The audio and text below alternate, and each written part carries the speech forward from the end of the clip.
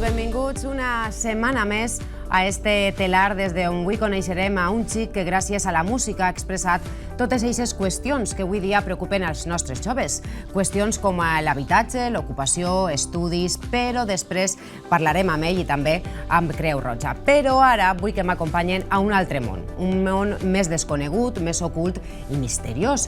Jo he de reconèixer que encara que em dóna respecte i fins i tot un poc de por perquè és desconegut, em crida l'atenció i també em causa certa curiositat. Parlem del més enllà, d'aquest altre pla en el qual les ànimes connecten amb l'ara, amb el present. Però si de normal el desconegut fa por, si ho caracteritzem de xiquet, sembla que encara fa més por. Bé, doncs ara anem a parlar amb algú que s'ha endinsat en aquest camp. Aquest no és un altre que Javier Pérez Campos. Muy buenas noches, Javier. Hola, ¿qué tal? Muy buenas noches. Gracias por invitarme. Nada, gracias a ti por estar aquí una vez más, porque no es la primera vez que entras en este telar para hablarnos, en este caso, del nuevo libro, de ese nuevo libro que has escrito, se llama Immaturi, los inocentes. Y como he comentado al inicio, si todo lo que tiene que ver con el más allá nos crea cierta curiosidad, ese halo de misterio, ¿no? ese miedo, porque a todos, a quien más y a quien menos nos causa cierto miedo, porque es algo desconocido, si lo disfrazamos, por decirlo de alguna manera, de niño, parece que da más miedo, tal vez porque son inocentes, ¿no? Son esos niños que al poquito de empezar a vivir nos han dejado y se han ido. Sí, efectivamente. Yo creo que la imagen del niño es algo especialmente aterrador, ¿no? No solo para nosotros. Parece que en época moderna, en la cultura, es algo muy recurrente. Tenemos a las gemelas que se dan la mano al final de un pasillo en El Resplandor. Tenemos también al niño que tira la pelota al final de la escalera. Tenemos a esa niña que sale de un pozo en The Ring y que nos traumatizó a todos, yo creo, de manera muy especial. Y precisamente a este respecto, lo que viene a decirnos mi nuevo libro, Immaturi, que ha dejado esa portada preciosa, ¿no?, que ha diseñado el equipo de Planeta, con ese niño que nos espera para un viaje muy especial al final de esa escalera, porque lo que yo vengo a contar en el libro es que no es un miedo moderno, no es un terror que pertenezca a nuestra cultura, sino que es un terror que se remonta prácticamente al origen de la conciencia, y todas las culturas a lo largo de toda la historia han temido de manera muy especial al fantasma del niño. Sí, porque justamente Immaturi, que así se llama tu libro, es el término que utilizaban, ¿no?, ya los romanos para darle ese título a esos niños que dejaron esta vida. Son muertos antes de tiempo, pero los griegos también tenían su propio término, que era aoroi, que significa literalmente fuera de hora, porque no es ley de vida que un niño abandone este mundo tan pronto. Y como estabas comentando, esto no es de ahora, sino que viene de muy atrás.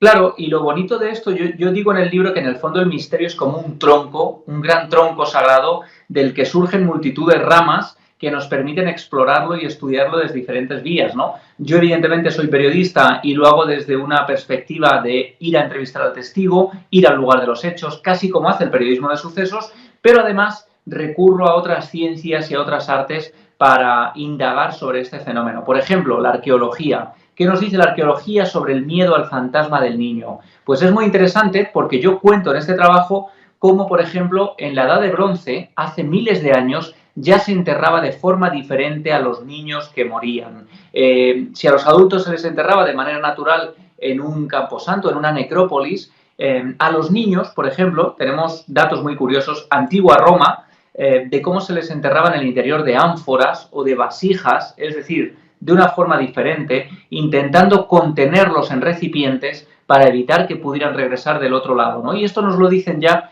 estudios históricos, estudios arqueológicos, la Universidad de Alicante, por ejemplo, que ha trabajado en excavaciones en Baelo Claudia, donde han aparecido algunas de estas sepulturas anómalas, como denomina el profesor Desiderio Vaquerizo de la Universidad de Córdoba, a esta manera distinta de enterrar a determinados muertos. Los niños siempre aparecen enterrados de manera diferente. Luego están esos términos, ¿no? Immaturi, aoroi, que de alguna forma también viene a decir que los niños eran fantasmas diferentes y había que tratarlos de manera distinta. Y yo cuento incluso cómo los nigromantes más temidos de la antigua Roma eran los que tenían la capacidad de invocar a los fantasmas de los niños para enviarlos a atormentar a sus enemigos.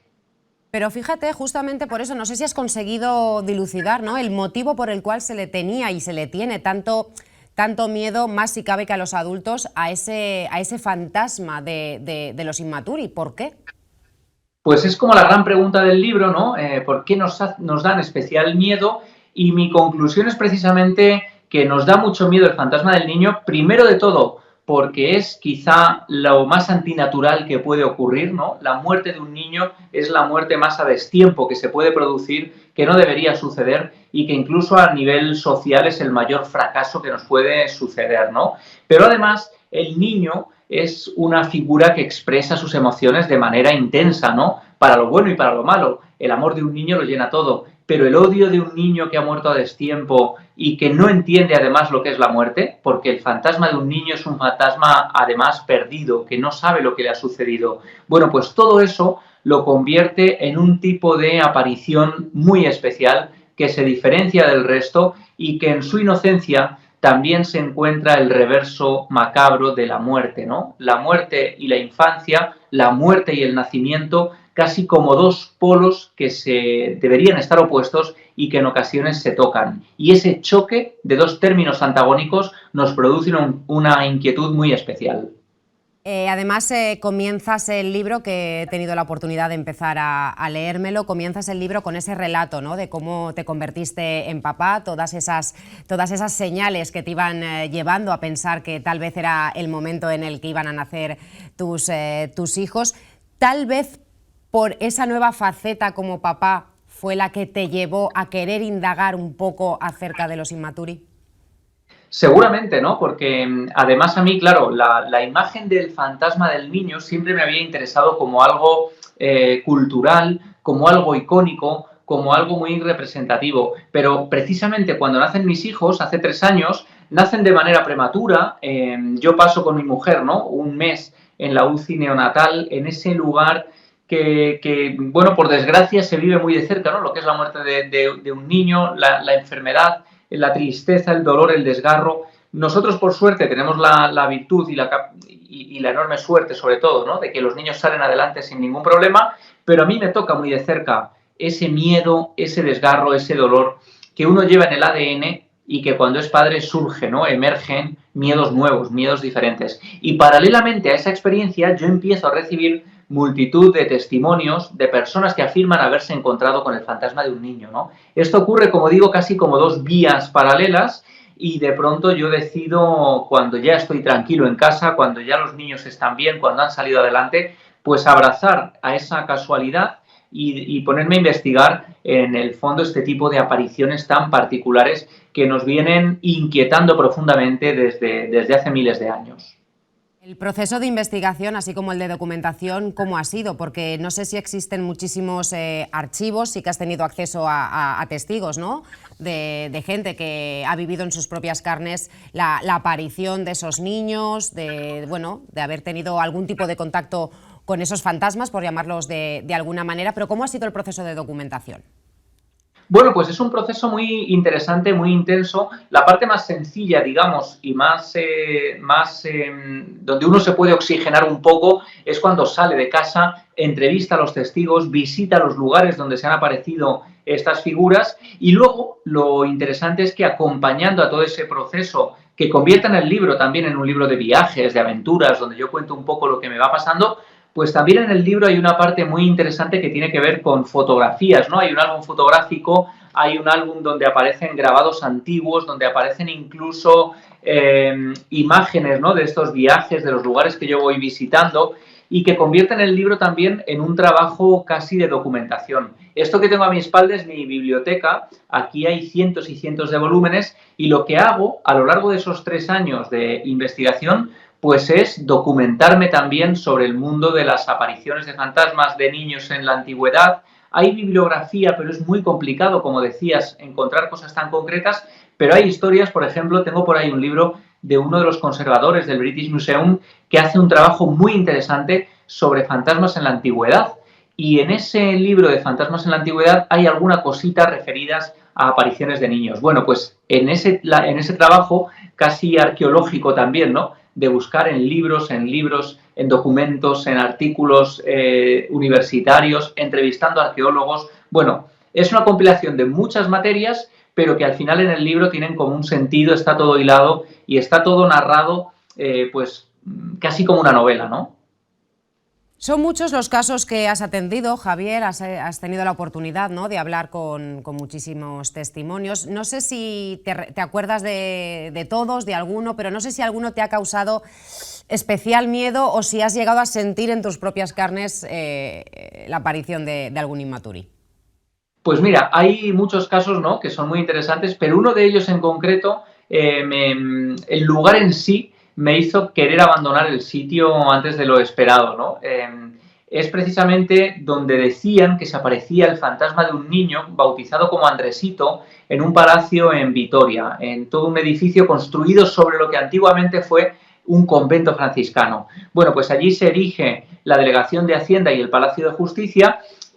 Contaba incluso, y aparece un texto directamente sacado de la página web del Ministerio de Interior, donde se relataba que en ese edificio agentes municipales, agentes de la policía local, se habían encontrado directamente con un niño de unos 10 años aproximadamente, que parecía querer jugar con ellos y que se desvanecía en algunos pasillos de esa delegación de Hacienda a altas horas de la madrugada, ¿no? Y eso había llegado a provocar el miedo de vigilantes de seguridad que se habían visto obligados a abandonar el edificio y a hacer las rondas por fuera.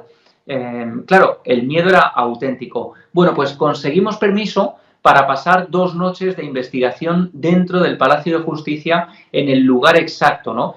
Pude entrevistar a personas directamente en el sitio, en el lugar de los hechos, que lo habían visto allí, a esa figura de pequeño tamaño y que parecía casi de otro tiempo, con ropajes antiguos, cogido de la mano de un anciano, de una persona mayor, tal y como lo han descrito muchas otras personas, precisamente allí, ¿no?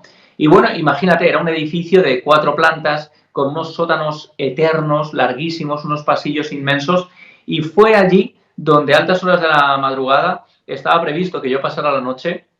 No me pasó nada sobrenatural, nada extraño, más allá de la sugestión, del miedo, de las historias que uno lleva, ¿no?, en la cabeza, y que al final dije, quizá este es el lugar y este es el momento en el que podría aparecerse uno de estos anhelados Inmaturi, ¿no? Uno anhela encontrarse con el misterio, pero he de reconocer que cuando lo tiene muy cerca, cuando siente que la aparición podría producirse, a veces el miedo salta y, bueno, pues tuve que abandonar el sitio.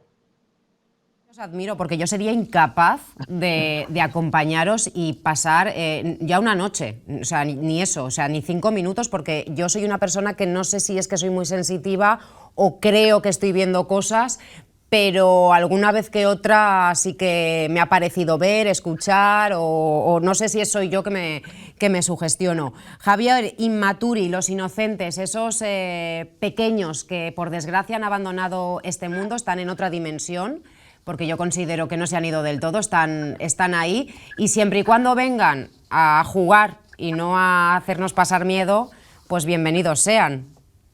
Bueno, fíjate, hay una cosa muy bonita del libro que está lleno de detalles, ¿no? Y fíjate, aquí hemos hecho este pequeño Inmaturi. Este diseño lo ha hecho Tomás Hijo, que es un artista absoluto que utiliza métodos medievales, casi de grabados antiguos, para hacer sus ilustraciones. Trabaja con Guillermo del Toro, y yo le estoy diciendo a todo el mundo que este pequeño Inmaturi es juguetón, pero nos da buena suerte, ¿no? Porque también se consideraba que alguna de estas figuras traía la buena suerte. Y bueno, hay una parte más luminosa del libro también que tiene que ver con niños guardianes. Es decir, que no es tan aterrador, ¿no? Hay para todos los gustos. Esos niños guardianes, esos ángeles de la guarda que vienen a protegernos y a salvarnos muchas veces en momentos complicados. Javier, muchísimas gracias por entrar en el telar a presentarnos tu nuevo libro, Inmaturi, Los Inocentes. Yo estoy embarcada en él y espero que todo el mundo tenga la oportunidad de leerlo, porque vamos a conocer ese otro mundo infantil que está ahí y, oye, esperemos que si los vemos, que sea de buen rollo, como se suele decir. Javier, muchísimas gracias. Oye, muchísimas gracias, un placer estar con vosotros otra vez. Gràcies. Un placer enorme. Hasta luego, Javier. I nosaltres anem a continuar ja en el més així, en el present, deixant un poquet de costat als Inmaturi, que espere que no apareguen, però així, de moment, de seguida anem a continuar. Com us deia, sense deixar els més joves, anem ara a conèixer un projecte amb una metodologia innovadora que compta amb el finançament de la Generalitat Valenciana i que té com a objectiu ajudar i recolzar a joves en situació de vulnerabilitat. Parlem de Creu Roja, ja que a través d'un equip interdisciplinari intenten acompanyar a joves de fins a 25 anys en qüestions que els preocupen, com és temes normals, habitatge, ocupació, estudis. Per això avui tenim així amb nosaltres a Sandra i a Nicolás. Muy buenas noches. Buenas noches. Muchas gracias por estar con nosotros y hablarnos del proyecto Pilotem. Sandra, cuéntanos. Sí. El proyecto Pilotem es un proyecto que va dirigido a jóvenes entre 18 y 25 años, que está financiado a través de fondos europeos Next Generation por medio de la Generalitat Valenciana. Se trata de un proyecto que va encaminado a validar nuevas metodologías de trabajo dentro del ámbito social. Es por ello que es tan particular, ya que en este caso, por ejemplo, se ha tratado de dos grupos de trabajo diferenciados, dos equipos de trabajo con dos grupos de personas que han trabajado los dos de diferente forma para intentar validar una metodología de trabajo. Como estábamos hablando, va dirigido a todos esos jóvenes, ¿no?, en situación de vulnerabilidad, pero ¿cuál es el perfil? A ver, el perfil es muy variado, desde jóvenes con poca formación, sin referentes parentales aquí, que intentan encaminarlos hacia la vida autónoma, jóvenes que llevan poco tiempo viviendo en España, migrantes, y que tienen que iniciar su nuevo camino, o bien jóvenes que han sido tutelados por la Generalitat y que una vez finalizadas las medidas de protección a la infancia necesitan ese apoyo para ese tránsito a la vida adulta. Y además les apoyáis en todos los temas, ¿no?, que más preocupan a los más jóvenes, como es el trabajo, como es la vivienda, que yo creo que son temas de actualidad que nunca se pierden y que, oye, si vosotros estáis ahí para ayudarles, mejor que mejor. Y ahora vamos a hablar con Nicolás porque habéis hecho una canción. Cuéntame, ¿por qué una canción, Nicolás? Háblanos. Bueno, una canción en lo particular porque es un método de expresión artística muy asertivo, positivo, y además nos ayudó a plasmar de una manera más clara cómo fue las experiencias de cada uno y cómo esas experiencias también pueden servir, ¿no?, para muchos otros. Sí, nos reidentificábamos entre nosotros en las experiencias de cada uno. Entonces, a mí me sorprende, ¿no?, porque los jóvenes de hoy en día, lo digo yo que parece que tenga 80 años, os expresáis mejor cantando muchas veces, ¿no?, que no sé, que entre vosotros, si os ponéis a cantar, oye, sacáis todo lo que lleváis dentro y es una manera también, ¿no?, de comunicaros, y yo creo que de llegar mejor a donde queréis llegar. Claro, en cuanto a eso es la parte positiva, porque a lo mejor muchos de nosotros los jóvenes, incluyéndome a mí, encontramos estas alternativas un poco más viables para dejar un poco de lado los complejos, la timidez, y como la música en muchos aspectos nos une, entonces creo que es mucho más fácil. ¿Cuántos habéis participado en esa canción? Pues en la canción participamos 4 o 5 chicos del proyecto. En la grabación, lastimosamente, por diferentes motivos no participaron todos, pero en la canción en sí está plasmado la idea que todos queríamos dejar ahí. Todos habéis puesto vuestro granito de arena, sí, ¿no? Me imagino que, oye, pues mi experiencia, lo que yo pienso, lo que yo opino, ¿no? Yo creo que habéis hecho ahí una fusión maravillosa, y yo creo que también, ¿no?, sois de diferentes países. Sí, la mayoría éramos de diferentes países. Con lo cual enriquece un poquito más la canción, sí, ¿no? Porque cada uno le dais vuestro toque, vuestro acento. Y... Claro, cada uno tiene una experiencia diferente. Claro. Entonces se hace muy rica la mezcla, también muy intercultural. Claro. Y es fascinante, la verdad es fascinante para mí, por ejemplo. ¿Estás contento? Sí, claro. ¿Qué te ha parecido participar en este proyecto de Cruz Roja, Nicolás? Pues muy conveniente para personas en mi situación. Como yo soy de las personas migrantes, entonces poder obtener herramientas que le ayuden a uno una inserción sociolaboral es muy importante. O sea, ya uno no se siente tan abandonado en otro país, no está uno, digamos, en búsqueda de la nada. O sea, las herramientas necesarias para buscar un mejor porvenir son necesarias para el crecimiento personal de uno. Entonces, con lo cual, ¿animarías a todos esos sí. jóvenes que todavía no saben qué hacer, si acercarse a Cruz Roja, pedir ese tipo de ayuda? ¿Tú animarías a los jóvenes a que lo hagan? Claro, sí. Jóvenes que quizá no estén pasando por la misma experiencia, pero que también tengan las ganas de encontrar unas mejores alternativas para su vida, mejores herramientas para poder proyectar todas las metas que tienen a corto, a mediano y a largo plazo. Con lo cual está, oye, Nicolás está encantado. Sandra, cuéntanos, ¿qué actividades han realizado? Pues a ver, se han realizado muchísimas actividades dentro del proyecto, pues unas más encaminadas pues, al tema de brecha digital, donde se hacía mucho hincapié, búsqueda de empleo, orientación laboral, también asesoramiento jurídico, porque pues como comentaba Nicolás, pues hay personas que han participado de muchos países y la parte legal pues es una gran, un poquito. Sí, es una gran preocupación sobre todo para ellos y para ellas.